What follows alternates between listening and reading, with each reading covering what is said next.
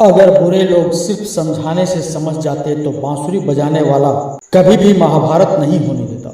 जुबान से मीठे और दिमाग से जहरीले शकुनी को कई लोग महाभारत का असल कारण भी मानते हैं। महाभारत की गाथा में कौरवों के मामा श्री शकुनी को अपने कुटिल बुद्धि के लिए विख्यात माना जाता है। छल कपट और दुष्ट कृतियों में माहिर शकुनी ने युद्ध तक पांडवों के विनाश के लिए कई चालें चली थी। शकुनी अपने खास कार्य के लिए कौरवों के साथ था। वह यहाँ अपने जीजा धृतराष्ट्र से अपने पिता की मौत का बदला लेने आया था। वह जानता था कि कौरवों से जीत नहीं सकेंगे, इसीलिए उसने कौरवों का पांडवों से युद्ध करवाया और कौरवों की हार के साथ अपना बदला भी पूरा कर लिया। लेकिन इस बदले में वह अपने प्राणों को भी गंवा बैठा।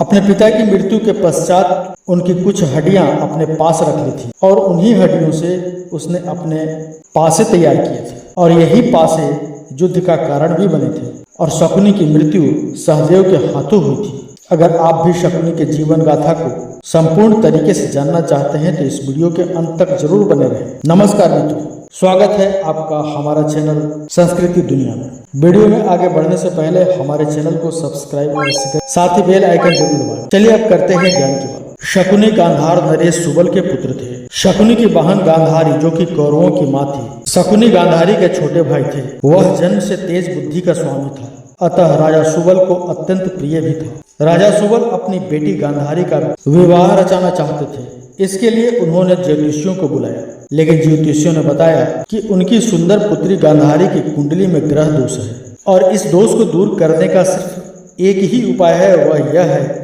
कि गांधारी का पहले विवाह एक बकरे से करवाया जाए और फिर उस बकरे की आहुति दे दी जाए ताकि यह ग्रह दोष गांधारी की कुंडली से दूर हो सके। राजा सुबल ने अपनी पुत्री की अच्छी जिंदगी के लिए ऐसा ही किया। गांधारी का विवाह पहले एक बकरे से हुआ और फिर उस बकरे की आहुति दे दी गई। बाद में हस्तिनापुर के सम्राट धृतराष्ट्र ने गांधारी से विवाह किया। यह बात तो सभी जानते हैं, धृतराष्ट्र पैदाइशी अंधा था, लेकिन गांधारी का विवाह फिर भी धृतराष्ट्र से हुआ और पतिव्रता धर्म का पालन करने के लिए पूरे राज्य में अपने सुंदर आंखों के लिए विख्यात गांधारी ने अपनी आंखों पर सदा के लिए पट्टी बांध दी, जिसे देख शकुनी ने विरोध तो किया लेकिन उसकी किसी ने नहीं सुनी। विवाह के कुछ समय पश्चात धृतराष्ट्र को गांधारी के पहले विवाह के बारे में कहीं से पता चला। हालांकि धृतराष्ट्र इस बात से अनजान थे कि गांधारी का विवाह एक बकरे से हुआ है। गांधारी एक बकरे की विधवा है।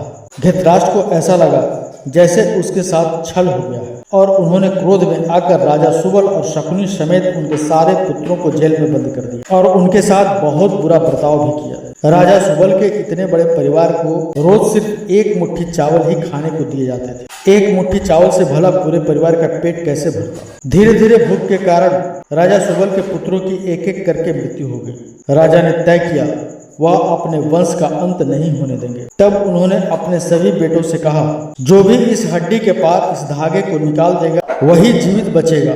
राजा सुबल चाहते थे कि सबसे बुद्धिमान पुत्र ही जीवित बचे और वह अपने वंश का बदला ले सके। इस प्रतियोगिता में केवल सबसे तेज बुद्धि वाला शकुनी ही जीत पाया। सभी अपने हिस्से का भोजन तैयार कर अपने छोटे भाई शकुनी को देने लगे। बीतते समय के साथ राजा सुबल कमजोर होते गए। उन्हें धृतराष्ट्र से विनती की कि शकुनी को छोड़ दिया जाए। राजा सुबल ने धृतराष्ट्र से वादा किया कि शकुनी हमेशा कौरवों के साथ रहेंगे। धृतराष्ट्र ने इसे ससुर की अंतिम इच्छा मान ली और शकुनी को हस्तिनापुर ले आए। लेकिन शकुनी कभी भी अपने अपमान को भूल नहीं पाया और वह कौरवों को पांडवों के प्रति उकसाता गया ताकि कौरवों और पांडवों के बीच युद्ध हो सके और युद्ध के कारण जैसे उसके परिवार का अंत हुआ था वैसे ही धृतराष्ट्र के परिवार का भी अंत हो जाए। शकुनी के पिता जब मंड अवस्था में थे तब उन्होंने शकुनी को कहा कि मृत्यु के बाद मेरी हड्डियों से तुम अपने पासे बना लेना और यह पासे हमेशा तुम्हारे अनुसार काम करेंगे,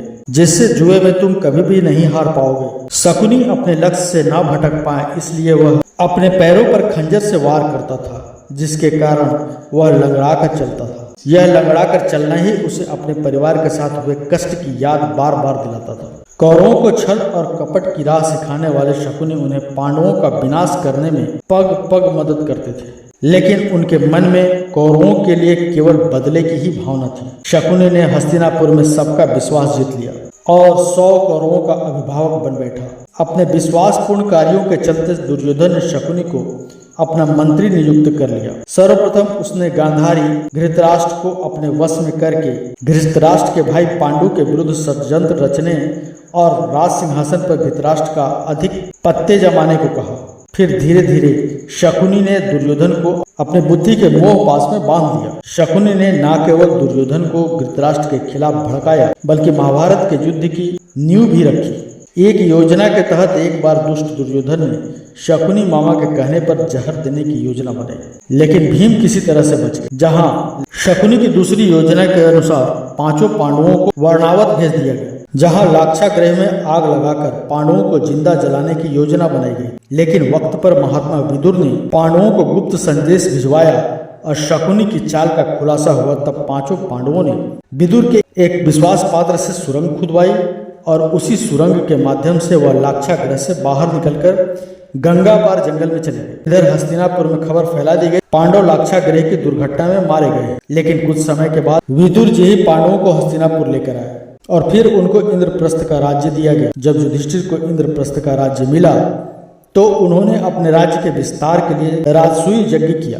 इस यज्ञ के चलते उनके राज्य का विस्तार होता गया और उनकी शक्ति बढ़ती गई। इस बढ़ती शक्ति से चिंतित होकर शकुनी ने दुर्योधन के साथ मिलकर कपट करने की एक नई योजना बनाई। उसने चौसर यानी कि जुए के खेल का आयोजन करवाया, लेकिन पांडव यह नहीं जानते थे कि शकुनी के पास से केवल उसी के इशारे पर चलते हैं। इस खेल में पांडवों और द्रौपदी का अपमान ही कुरुक्षेत्र के युद्ध का सबसे बड़ा कारण साबित हुआ।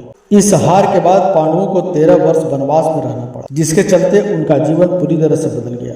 जब पांडवों ने वनवास और अज्ञातवास काटकर कौरवों से अपना राज्य वापस मांगा तो उन्होंने राज्य वापस करने से इनकार कर दिया, जिसके बाद श्री कृष्ण ने युद्ध का ऐलान कर दिया। जब युद्ध शुरू हुआ तो एक एक करके कौरव पक्ष के सभी योद्धा युद्ध में मृत्यु को प्राप्त होने लगे, लेकिन शकुनी कोई ताकतवर योद्धा नहीं था, बल्कि वह ताकतवर बुद्धि का स्वामी था।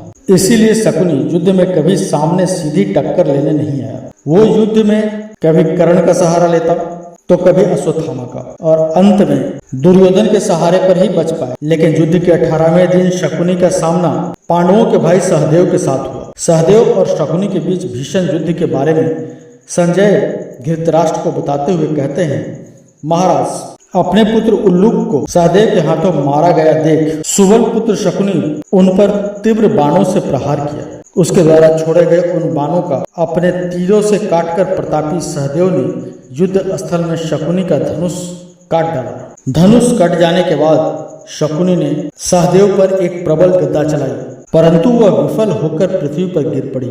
यह देख सुबल पुत्र क्रोध से भर उठा। फिर बुद्धिमान सहदेव ने विशाल धनुष पर बलपूर्वक प्रत्यंचा चढ़ाकर शकुनी पर आक्रमण किया। शकुनी को इस आक्रमण के बाद गहरी चोट पहुंची। रण क्षेत्र में सिंह के समान पराक्रम दिखाने वाले महाबली सहदेव ने अत्यंत कुपित होकर बड़े वेग से उस पर आक्रमण किया। क्रोध में भरे हुए पांडुपुत्र सहदेव ने सुवर्ण पंख वाले उस वेगवान बाण से शकुनी के मस्तक को काट डाला। शकुनी को लहूलुहान देखकर श्री कृष्ण सहित समस्त पांडव अत्यंत हर्ष से सैनिकों का हर्ष बढ़ते हुए प्रसन्नता पूर्वक संघर्ष करने लगे। इस तरह शकुनी का अंत हुआ।